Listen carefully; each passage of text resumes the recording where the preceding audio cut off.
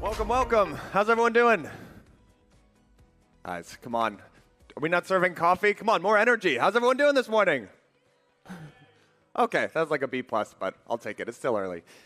Okay, everyone, thank you all for coming out. Welcome. This is the Digital Asset Summit. My name is Mike Ippolito. I'm one of the co-founders of Blockworks. We are the organizers of today's event. Can I get a show of hands? How many people have been to a Digital Asset Summit in the past? All right, awesome. I love it. So we've got some people who have been here. We've got some newbies. This will be the 7th time that we have hosted the Digital Asset Summit across both New York and London. And ever since we first hosted this conference back in 2019, we have been laser focused on answering one specific question, which is, what does the future of institutional crypto look like? And I think examining that question today is maybe more interesting and exciting than it has ever been at any point in the history of crypto. And for those of you who attended our last conference back in March in New York, I got up on stage and I kicked this conference off by describing a tale of two cities.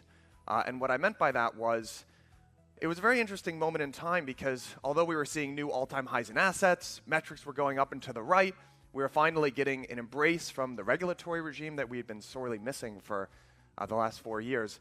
Sentiment was very mixed. It was very divided.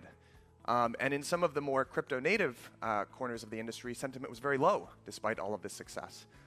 And for the first time in the 8 years that Jason and I have been building Blockworks, there was actually more optimism and more positive sentiment in the institutional corner of crypto, the suits, as we call it internally. And it wasn't really clear at that time why that was, but I think now the benefit of 6 months of additional data point, that is starting to come into focus and become more clear.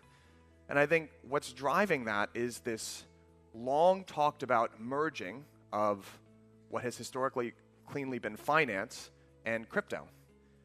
And that's coming together across a number of different fronts at the moment. So you're seeing it in terms of actual market structure, which is beginning to merge. You're seeing it in terms of industry participants going together, and actually the assets that once cleanly belonged in the TradFi ecosystem are moving into crypto. And so a number of different data points that have occurred over the course of the last 6 months is we now have Stripe that did a $1 billion acquisition of a company called Bridge.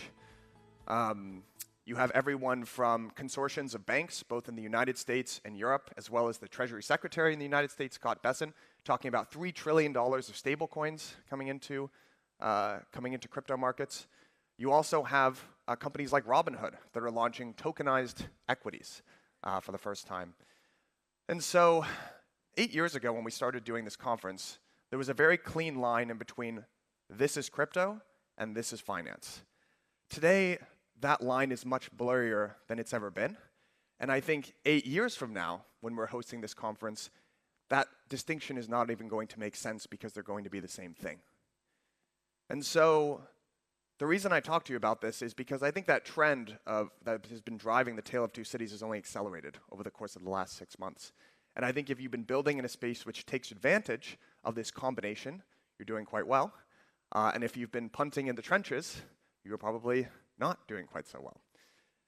And so we've got a lot of great content lined up over the course of the next 5 days. And I want you to keep this theme in mind of moving assets on chain, moving yields on chain, and the combining of once distinct market structures.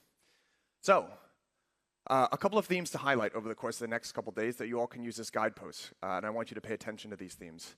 So number one, the maturation of market infrastructure. I'm not sure how many of you were paying attention this last weekend, but we had the largest liquidation event in crypto history, $19 billion in one day. People are probably having a little bit of a tough weekend, some of you maybe. But we handled that and processed it well. And this is an order of magnitude larger than the largest liquidation event prior to this, so we're going to talk a lot about the maturation of infrastructure up till this point. Two, stablecoins and real-world assets. So I talked about this proclamation from Treasury Secretary Scott Bessent that there are going to be $3 trillion of stablecoins moving on chain. Over the course of the next couple of days, we're going to talk about different flavors of stablecoins. So payment stablecoins versus more yield-bearing stablecoins. And we're also going to talk about the business model of stablecoins as well and the supporting infrastructure which is required. So I want you to keep your ears open for the words interoperability and stablecoins as a service. And finally, we're going to talk about regulation. So we just got the passage of the Genius Stablecoin Act over in the United States. We're working on Clarity, which is a market structure bill, and we have some politicians from our local UK here to talk about some of the progress that's being made right here in London. So with that, you didn't come here to just hear me blabber on to you. We have a lot of great speakers today, and I want to make sure that we get to the content. But once more, a big round of applause. Thank you all so much for coming out. We really appreciate everyone's support. And before we get things started, we have a little video to roll for you, which we're going to be talking about our slate of conferences for next year. So with that, take it away.